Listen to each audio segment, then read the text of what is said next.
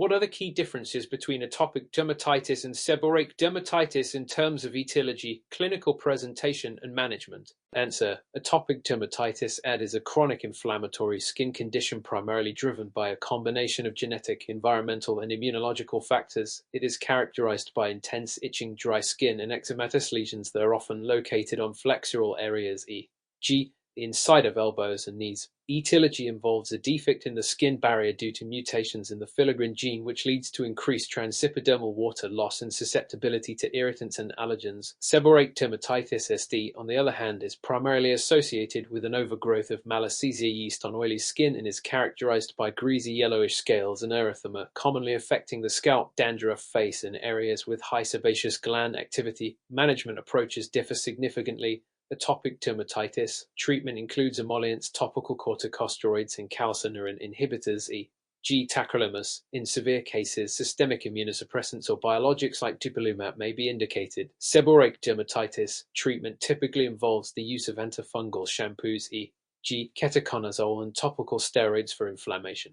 Discuss the pathophysiology and clinical management of lupus erythematosus with a focus on skin manifestations. Answer. Lupus erythematosus is a systemic autoimmune disease characterized by the production of autoantibodies and widespread immune system dysregulation. Skin manifestations of LE include a butterfly rash, discoid lesions, and photosensitivity. The exact pathophysiology involves the deposition of immune complexes in the skin, leading to an inflammatory response mediated by T cells and the production of pro-inflammatory cytokines. Management of skin manifestations typically includes topical corticosteroids for localized lesions, antimalarials such as hydroxychloroquine, which can help manage systemic and cutaneous symptoms. Systemic corticosteroids may be required for severe cases or flares. Patients should be counseled on sun protection strategies as UV exposure can exacerbate skin symptoms. Mr. Thompson, a 45-year-old male, presents with an erythematous rash on his scalp and beard area. He reports that the rash is itchy and has been persistent for several weeks. Upon examination, you notice greasy scales and inflammation. What would be your diagnosis and what steps would you take in management? Answer. Mr. Thompson's presentation is suggestive of seborrheic dermatitis, which is characterized by erythematous patches with greasy scales. Management steps would include education, explain the chronic nature of the condition and the importance of adherence to treatment. Topical treatment, recommend antifungal shampoos, e.g. ketoconazole or selenium sulfide. For the scalp, use topical corticosteroids, e.g. hydrocortisone. For localized inflammation, lifestyle modifications. Advise Mr. Thompson to avoid irritants and stress factors that can exacerbate the condition. Follow-up, schedule a follow-up appointment to monitor the response to treatment and make adjustments if necessary. What are the common causes and treatment options for chronic urticaria?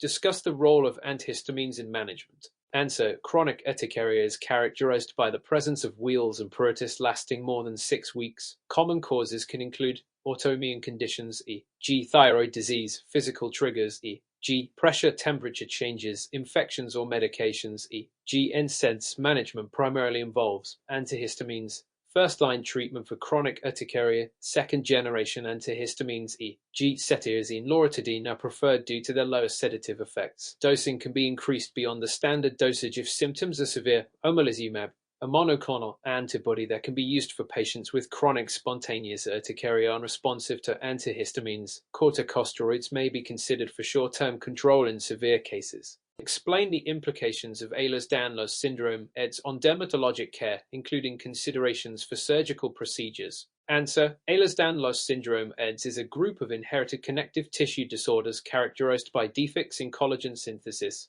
This results in a range of symptoms, notably affecting the skin, joints, and blood vessels. Key dermatologic implications.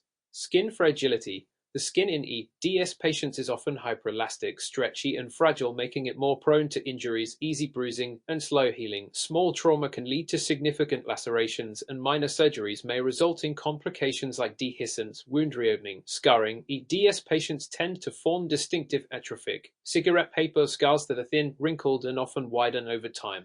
This is due to the abnormal collagen structure, which does not support regular scar formation. Surgical considerations. Minimizing trauma. Surgeons should use delicate suturing techniques and opt for non-traumatic surgical tools. Avoid tension on sutures to prevent dehiscence. Preoperative planning. Consult with the DS specialist before surgery, especially in cases of severe DS subtypes that may have additional vascular fragility. Post-operative care. Prolonged follow-up is often needed to monitor wound healing. Scar management may include silicone gel sheets, pressure therapy, or in some cases, referral to a wound care specialist. Counseling and preventative measures. Educate DS patients about their skin fragility and encourage protective clothing to avoid accidental injuries. Suggest using gentle skincare products to maintain skin hydration, as dry skin can increase the risk of injury. What are the diagnostic criteria for psoriasis, and how does it differ from psoriatic arthritis in terms of clinical presentation and management? Answer. Psoriasis is a chronic inflammatory skin disorder caused by an immune-mediated response which accelerates skin cell turnover. Psoriatic arthritis (SA) is an inflammatory arthritis associated with psoriasis affecting joints and causing pain and stiffness. Diagnostic criteria for psoriasis: skin lesions, red scaly, well-demarcated plaques often on the elbows, knees, and scalp. A characteristic finding is Auspitz's sign, pinpoint bleeding when scales are removed, nail involvement. Nail pitting, onycholysis, separation of the nail from the nail bed, and discoloration are common in psoriasis. Family history and triggers. The family history of psoriasis can support the diagnosis, and flare-ups may be triggered by stress, infections, or medications, e.g. beta blockers, lithium. Clinical differences between psoriasis and psoriatic arthritis. Psoriasis primarily affects the skin with thick erythematous plaques and silvery scales. There is no joint involvement. Psoriatic arthritis manifests with joint pain, stiffness, and swelling, often in an asymmetric pattern. It may cause permanent joint damage and deformity if left untreated. Management strategies for psoriasis: topical treatments, corticosteroids, vitamin D analogs, and retinoids. Phototherapy, UVB light therapy can slow cell turnover and reduce inflammation. Systemic medications: methotrexate, cyclosporine, and biologics, e.g. TNF inhibitors, IL-17 inhibitors for severe cases. For psoriatic arthritis, DMARDs, disease-modifying anti-rheumatic drugs.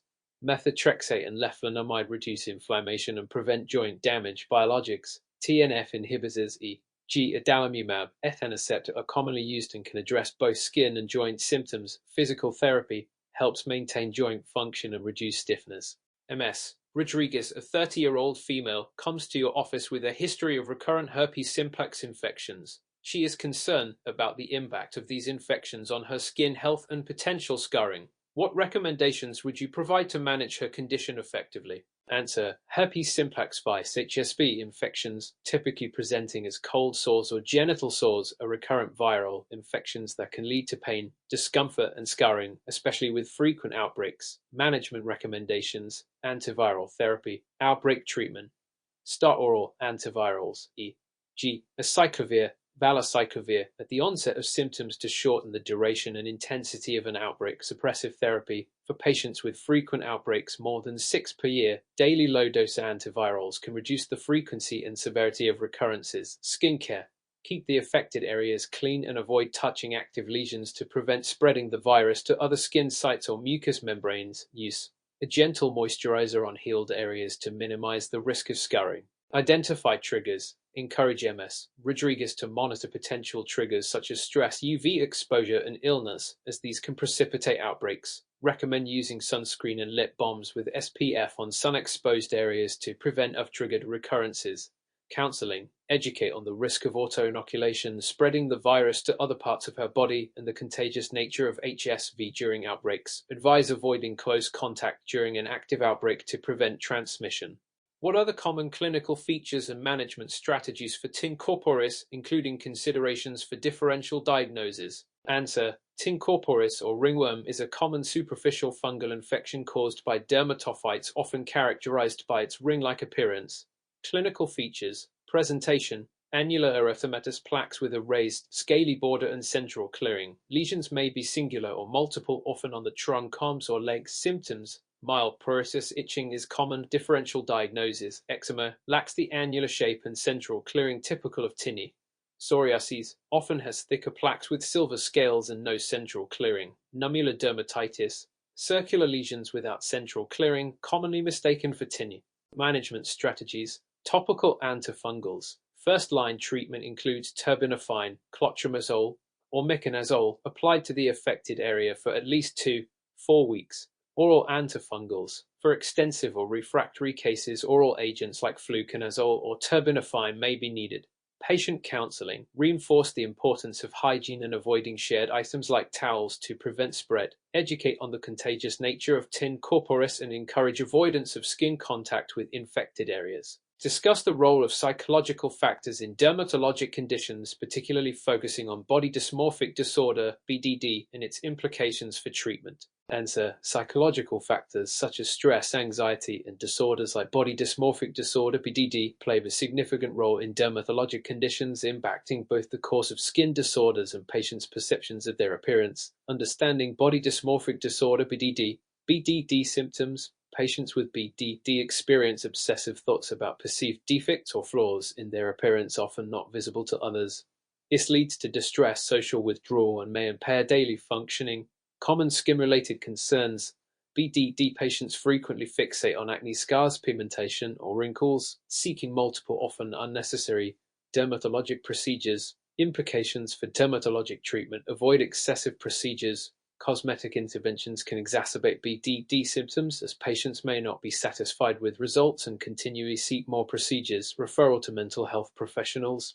Cognitive behavioral therapy (CBT) is effective in managing BDD by addressing obsessive thoughts and compulsive behaviors. Supportive counseling. Dermatologists should acknowledge the patient's concerns but educate them on realistic outcomes, focusing on overall skin health rather than cosmetic perfection.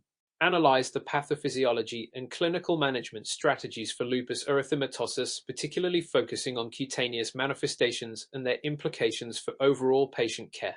Answer: lupus erythematosus is an autoimmune disease with diverse clinical manifestations, prominently affecting the skin. It is characterized by the presence of autoantibodies, which lead to immune complex deposition and subsequent inflammation. In systemic lupus erythematosus, SLE cutaneous involvement is common, presenting as various rashes, including the classic butterfly rash on the face and discoid lesions that can cause scarring and pigmentation changes. The management of cutaneous manifestations requires a multifaceted approach. First and foremost, patient education on sun protection is critical, as ultraviolet (UV) exposure can exacerbate skin lesions. Patients should be advised to use broad-spectrum sunscreen, wear protective clothing, and avoid peak sunlight hours.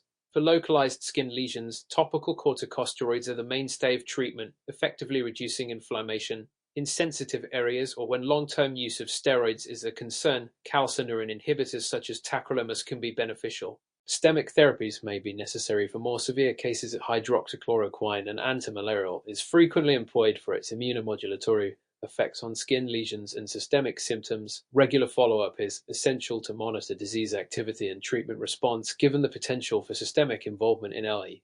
Multidisciplinary care, including dermatologists and rheumatologists, is crucial to address the complexities of the disease. Moreover, psychological support should be considered, as the chronic nature of lupus can significantly impact patients' quality of life. By understanding the pathophysiology and employing comprehensive management strategies, healthcare providers can enhance patient outcomes and overall well-being. What are the distinguishing features between Stevens-Johnson syndrome (SJS) and toxic epidermal necrolysis (TEN), and how are these conditions staged in terms of severity? Explain the key criteria used in their diagnosis and why early recognition is critical.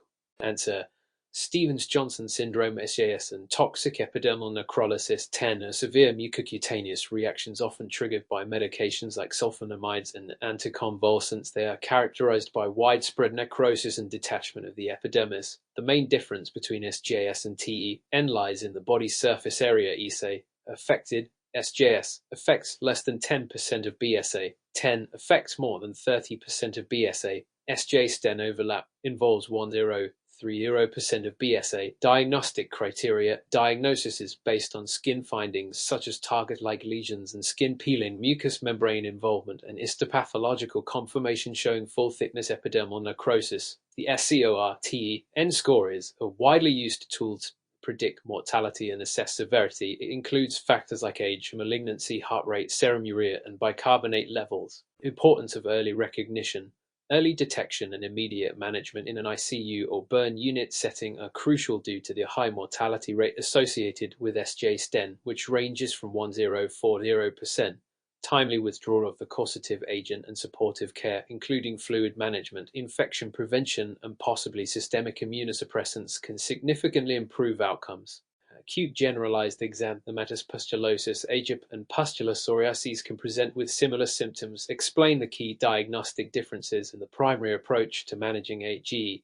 Answer: AGP and pustular psoriasis are both characterized by an acute eruption of sterile pustules on an erythematous background, but they differ in etiology and progression.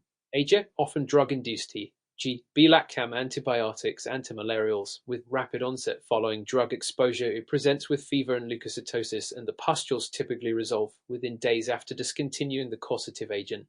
Pustular psoriasis, an autoimmune condition that is not necessarily drug-induced and may present more chronically with a tendency for recurrence. Diagnosis: AGP can be confirmed by a history of recent drug exposure, skin biopsy showing spongiform subcorneal pustules, and resolution upon withdrawal of the drug. Differentiation from pustular psoriasis relies on clinical context and histopathological findings. Management: discontinuation of the causative agent is the primary treatment for AGP. Supportive care may include topical corticosteroids, and systemic corticosteroids may be used in severe cases. Unlike pustular psoriasis, AGP usually resolves rapidly upon removal of the offending drug. Mr. Lewis, a 55-year-old immunocompromised patient on chemotherapy, presents with a painful vesicular rash localized to one dermatome. Within 48 hours, the rash spreads beyond the initial dermatome and he develops fever and malaise. What condition might Mr. Lewis have, and what should be the immediate course of treatment? Answer: Mr. Lewis's presentation of a painful vesicular rash localized to one dermatome, which then spreads along with fever and malaise, suggests disseminated herpes zoster, shingles, particularly concerning given his immunocompromised status. Disseminated zoster occurs when the varicella zoster virus (VV), which remains dormant in the dorsal root ganglia after chickenpox infection, reactivates. In immunocompromised individuals, this reactivation can lead to multiple dermatomes being affected and systemic symptoms due to viral spread. Immediate treatment is crucial and should begin with intravenous acyclovir (TER-AG) every 8 hours, which is effective against VZV and helps reduce the duration of viral replication and associated complications. Prompt initiation of antivirals is essential in immunocompromised patients to prevent severe complications such as pneumonia, encephalitis, or disseminated infection. In addition to antiviral therapy, supportive care in a hospital setting is warranted due to the potential for rapid deterioration. Close monitoring of the patient's condition is necessary to detect any systemic involvement early, allowing for adjustments in therapy as needed. Preventative measures, such as considering the zoster vaccine for future prevention, should also be discussed once Mr. Lewis recovers. What are the key clinical features that distinguish necrotizing fasciitis from other soft tissue infections? Discuss the diagnostic approach and the importance of early surgical intervention in management. Additionally, outline the typical microbiological agents involved and the recommended antibiotic therapy for this condition. Answer: necrotizing fasciitis typically presents with severe disproportionate pain, rapid swelling, erythema, and systemic symptoms such as fever. The hallmark is the rapid progression of symptoms over a few hours, which distinguishes it from more common soft tissue infections like cellulitis. Diagnosis is primarily clinical but may be supported by imaging studies, e.g. CT scan or ultrasound, to assess the extent of tissue involvement. Early surgical intervention is critical as timely debridement of necrotic tissue can significantly reduce mortality.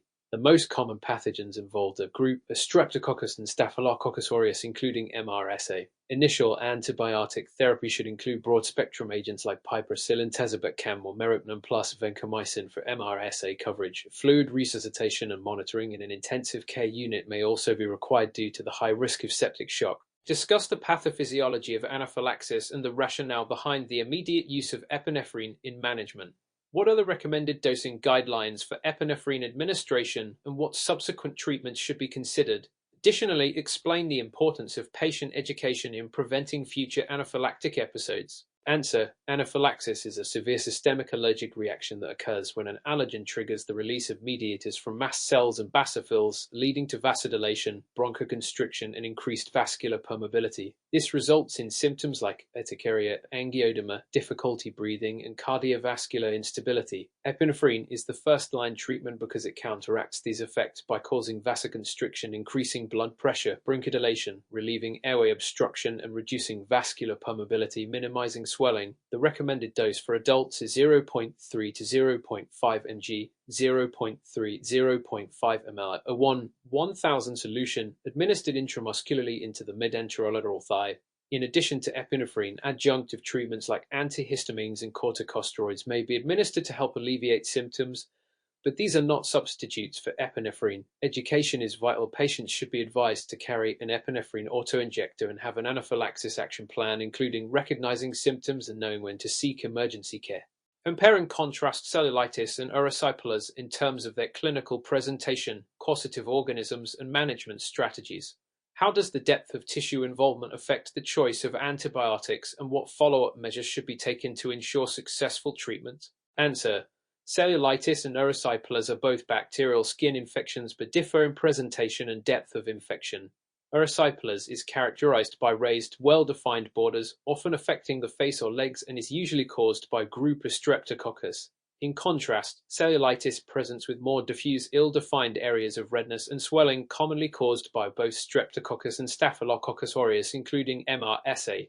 Management varies slightly. Erysipelas is typically treated with oral antibiotics like penicillin or amoxicillin, while cellulitis may require broader-spectrum antibiotics, particularly if MRSA is suspected, using agents like cephalexin or clindamycin. The depth of tissue involvement influences antibiotic choice, as cellulitis can involve deeper tissues than erysipelas. Follow-up is essential to assess clinical improvement. If symptoms do not resolve within 48 hours, further evaluation for possible complications such as abscess formation or resistant organisms may be necessary. Mr. Thompson, a 45-year-old man, presents with a fever, eosinophilia, and a generalized rash 3 weeks after starting a new anticonvulsant medication. He is concerned about his condition and its potential implications. What is the likely diagnosis, and what are the critical steps in the management of DRE-SS syndrome? Discuss the long-term monitoring strategies that should be implemented for this patient.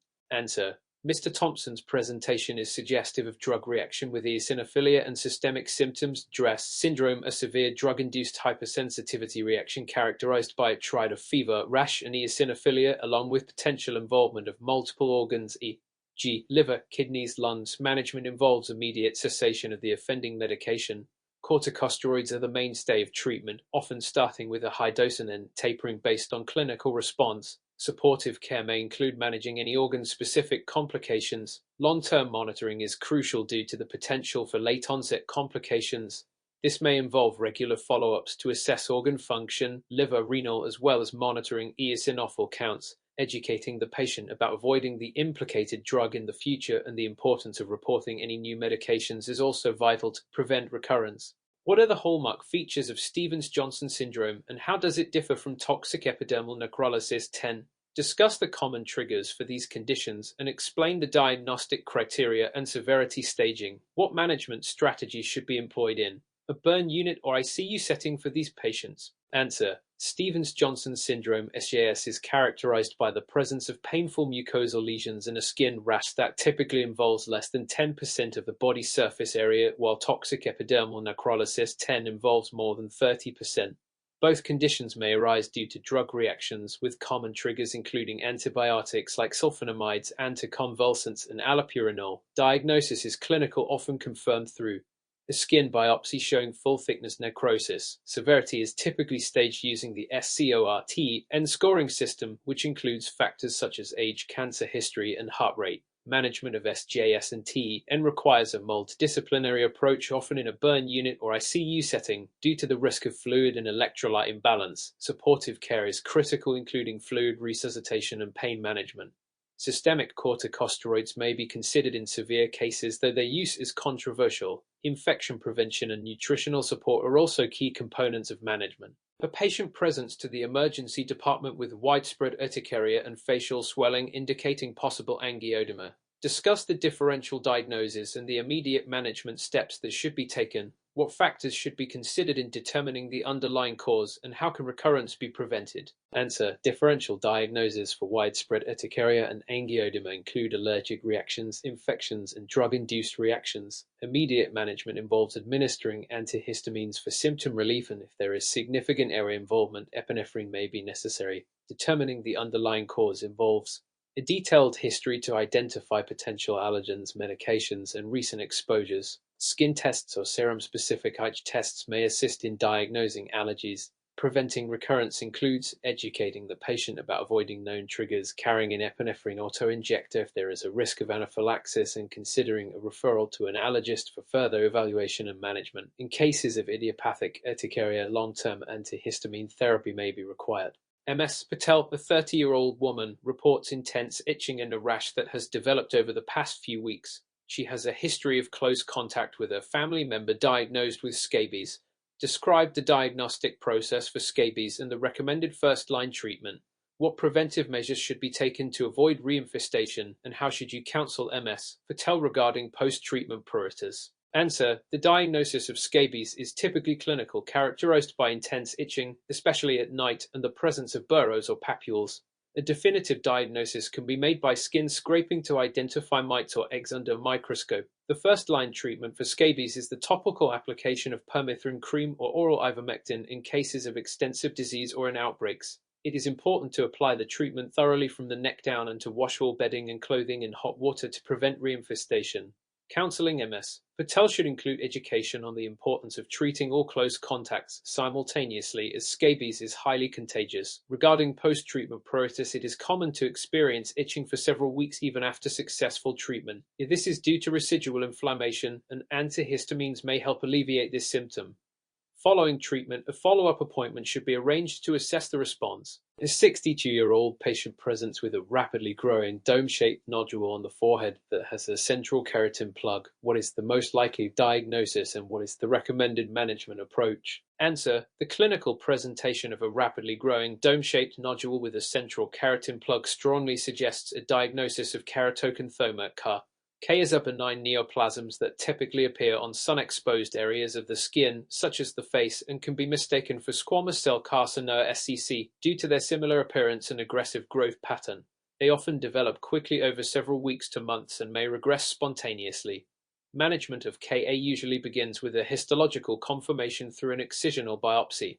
This is crucial to differentiate Ka from SCC, as the latter may require more aggressive treatment due to its potential for metastases. Once the diagnosis is confirmed, the recommended management is excision of the lesion. This can often be done under local anesthesia, and complete surgical removal is necessary to ensure there is no residual tumor left behind. In cases where the Ka is larger or located in a sensitive area, Mohs micrographic surgery is advisable. This technique allows for complete removal of the tumor while sparing healthy tissue by providing real-time microscopic examination of the margins. Following the removal, it is important to educate the patient about sun protection strategies to minimize the risk of developing additional skin lesions, as individuals with Ka often have extensive sun damage and are at higher risk for skin cancers. Regular follow-up visits should be scheduled to monitor for any recurrence or the development of new lesions, as patients with a history of keratoconthoma can be predisposed to future skin cancers. What is the risk of recurrence in morphiform basal cell carcinoma compared to other subtypes, and what are the implications for treatment? Answer: morphiform basal cell carcinoma (BCC) is known for its distinctive infiltrative growth pattern, which is associated with a significantly higher risk of recurrence compared to other BCC subtypes, such as nodular or superficial BCC. The recurrence risk in morphiform BCC can exceed 20% or more depending on the size, location, and histological characteristics of the tumor. This infiltrative behavior often results in poorly defined margins, making complete surgical excision more challenging. Because of the high recurrence rate, treatment options must be selected carefully. The standard treatment for localized BCC is surgical excision. However, for morphiform BCC, Mohs micrographic surgery is often the preferred approach. Mohs surgery allows for a layer-by-layer removal of cancerous skin, with each layer being examined microscopically for cancer cells before proceeding to the next layer. This technique ensures clear margins, which significantly reduces the risk of recurrence and is especially beneficial in cosmetically sensitive areas. In addition to surgical options, other modalities such as radiation therapy or topical chemotherapy, G5-fluorouracil, may be considered in select cases, particularly for patients who are not surgical candidates or for lesions in difficult anatomical locations. Post-treatment, patients must be monitored regularly for recurrence, given the propensity of morphiform BCC to recur and the increased likelihood of developing new skin cancers. Regular dermatologic evaluations and patient education on sun protection are essential components of ongoing care, as patients with morphiform BCC may be at higher risk for future skin malignancies. Mrs. Lin, a 55-year-old woman, has a mole on her back that has changed in size and color over the past few months. What steps should her dermatologist take to evaluate this mole, and what criteria should guide the assessment for melanoma? Answer: when evaluating Mrs. Lin's mole, the dermatologist should first conduct a thorough clinical assessment using the ABCD criteria for melanoma detection. These criteria include asymmetry, the two halves of the mole do not match; border irregularity, the edges are ragged or blurred; color variation, there are different colors within the mole; diameter greater than 6 millimeters, the mole is larger than the size of a pencil eraser; and evolution, the mole has changed in size, shape, or color. If the mole exhibits any concerning features based on these criteria, the dermatologist should proceed with a full excisional biopsy, which involves completely removing the mole along with a margin of surrounding tissue. This method not only provides a definitive diagnosis through histopathological examination, but also allows for the assessment of breast thickness, an important prognostic factor that indicates how deeply the melanoma has invaded the skin.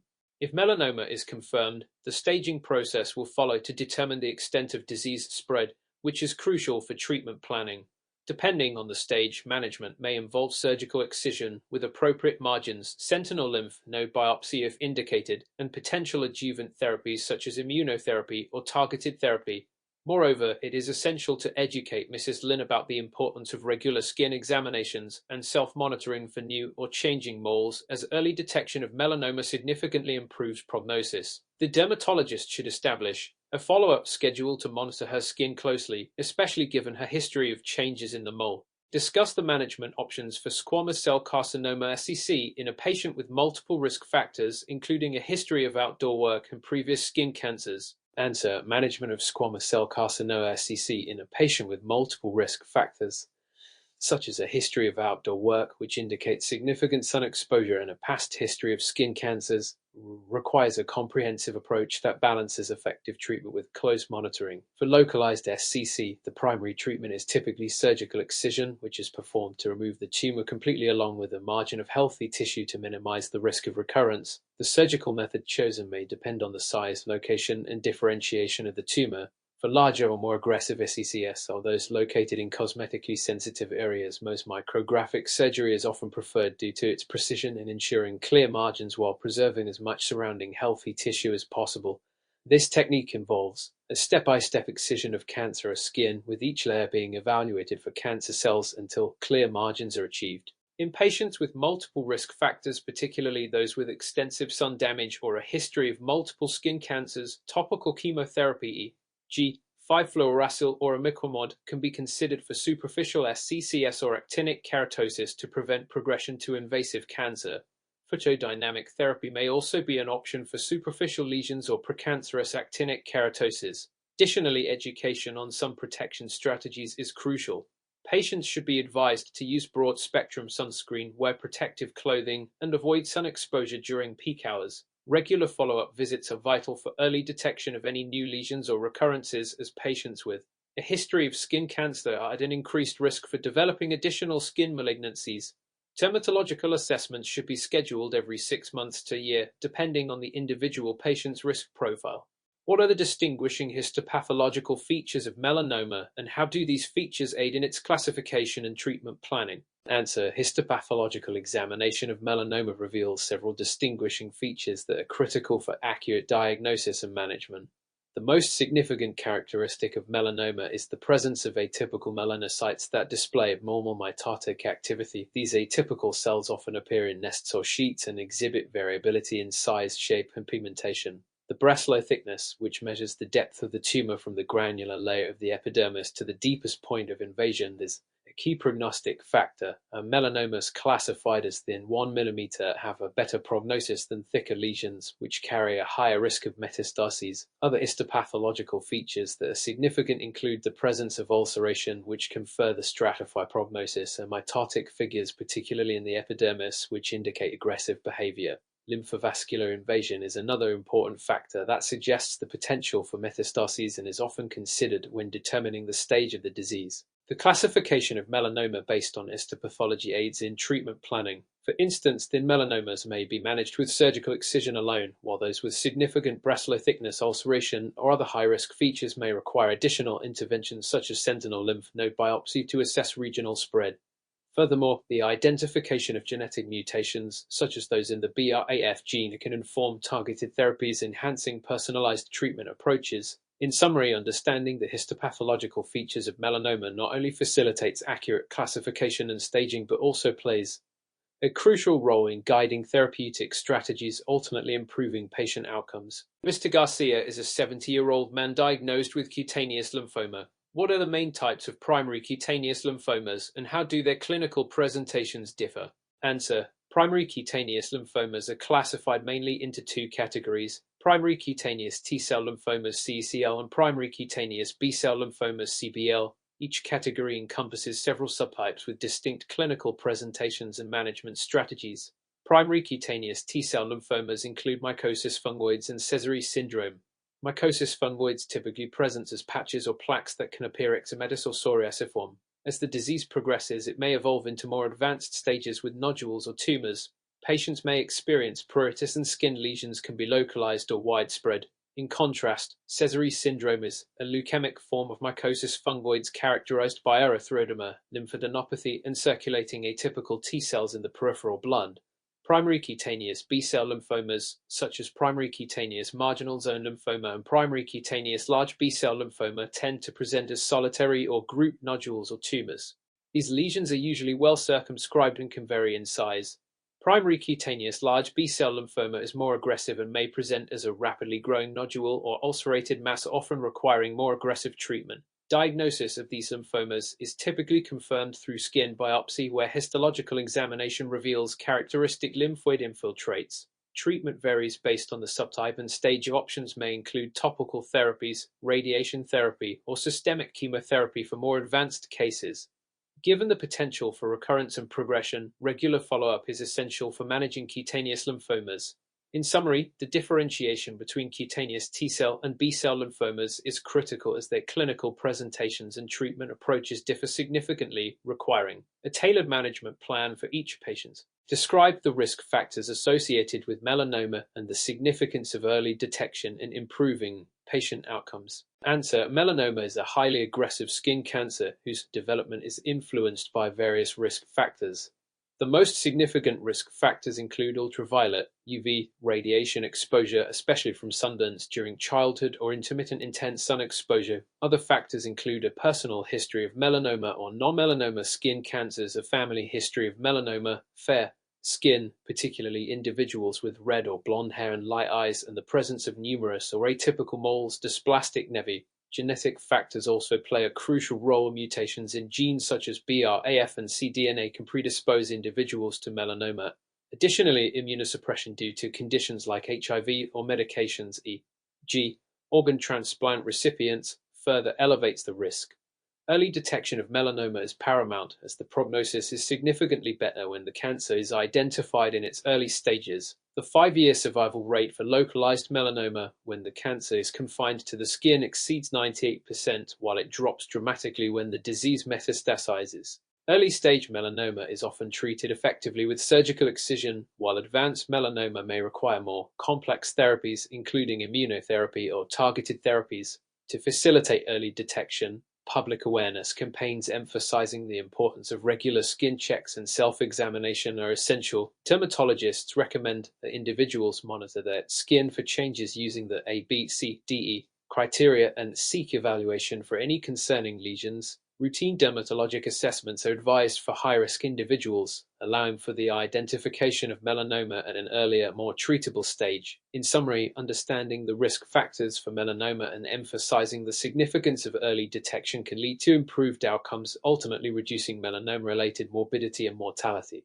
What are the clinical features and treatment options for Merkel cell carcinoma? Answer. Merkel cell carcinoma (MCC) is a rare and aggressive neuroendocrine skin cancer that often presents as a firm, painless nodule on sun-exposed skin, primarily the head, neck, and extremities. Clinically, MCC can be characterized by its rapid growth, often appearing as a non-tender erythematous or violaceous mass. Patients may also present with regional lymphadenopathy, which can occur early in the disease course due to the propensity of MCC to metastasize. Diagnosis is confirmed through a skin biopsy, which reveals small round blue cells with scant cytoplasm.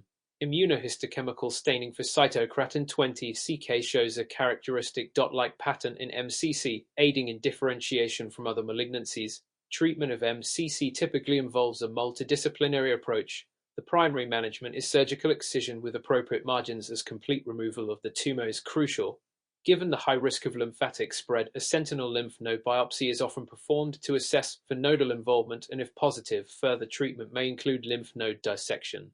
Adjuvant therapies, including radiation therapy, may be indicated for high-risk patients or those with incomplete resection to reduce the risk of local recurrence. For advanced or metastatic MCC, treatment options may include chemotherapy or novel immunotherapies, such as immune checkpoint inhibitors, e.g., pembrolizumab or nivolumab, which have shown promise in improving survival rates in patients with metastatic disease.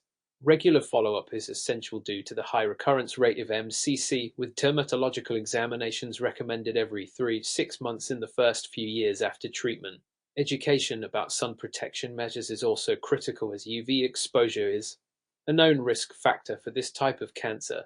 How does the histological grading of cutaneous squamous cell carcinoma impact treatment decisions and patient prognosis? Answer: histological grading of cutaneous squamous cell carcinoma (SCC) plays a critical role in determining treatment decisions and predicting patient prognosis. SCC is generally classified into well-differentiated, moderately differentiated, and poorly differentiated types based on the degree of keratinization and the cellular morphology observed under a microscope. Well-differentiated SCCs typically exhibit a more organized structure with prominent keratinization and low mitotic activity, suggesting a better prognosis and a lower likelihood of aggressive behavior.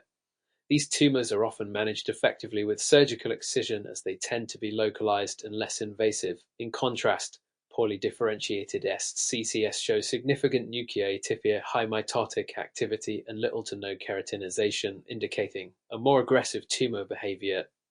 These lesions have a higher propensity for metastases and recurrence, which necessitates a more aggressive treatment approach. Patients with poorly differentiated SCC may benefit from Mohs micrographic surgery to ensure complete excision, and may require additional treatments such as radiation therapy or systemic chemotherapy, especially if there are concerns for nodal involvement. Additionally, the histological grading assists in staging the tumor using the AJCC American Joint Committee on Cancer classification system, which takes into account tumor depth, presence of vascular invasion, and nodal metastases. This staging informs prognosis and guides treatment plans, including the need for adjuvant therapies in high-grade tumors. Regular follow-up is essential for all SCC patients, particularly those with poorly differentiated tumors, due to the increased risk of metastases and recurrence. Monitoring involves thorough skin examinations and, in some cases, imaging studies for high-risk patients. In summary, the histological grading of cutaneous SCC significantly impacts treatment strategies and patient outcomes, highlighting the importance of accurate histopathological assessment in clinical practice. Identify the genetic syndromes that predispose individuals to skin malignancies and discuss the implications for patient management and screening. Answer: several genetic syndromes are known to predispose individuals to skin malignancies, significantly impacting patient management and screening protocols. One of the most notable is Gorlin syndrome, nevoid basal cell carcinoma syndrome, which is characterized by multiple basal cell carcinomas, BCCS, jaw cysts, and skeletal abnormalities due to mutations in PH-DIN. Patients with Gorlin syndrome require early and regular dermatologic evaluations to monitor for the development of BCCS, often starting in adolescence. Another significant condition is Cowden syndrome, which is linked to mutations in the PTEN gene and predisposes patients to multiple skin lesions, including trichomomas and fibromas, as well as a heightened risk for breast and thyroid cancers. Patients with Cowden syndrome should undergo regular skin examinations, along with screening for associated cancers, including mammograms and thyroid ultrasounds. Xeroderma pigmentosum is a rare autosomal recessive disorder caused by a defect in DNA repair mechanisms, leading to extreme sensitivity to UV radiation and a high risk of developing skin cancers, particularly SCC and melanoma. Patients must practice rigorous sun protection and undergo frequent dermatologic surveillance to identify precancerous lesions and cancers at an early stage. Familial melanoma syndromes, often linked to mutations in the cDNA gene, also predispose individuals to melanoma. Individuals with a family history of melanoma should receive counseling regarding regular skin examinations and possibly genetic testing for early identification and management. The implications of these genetic syndromes for patient management include personalized screening protocols, education on sun safety, and proactive monitoring for skin changes. Genetic counseling is also critical to inform affected individuals and their families about the hereditary nature of these conditions and to facilitate informed decision-making regarding their health and surveillance strategies.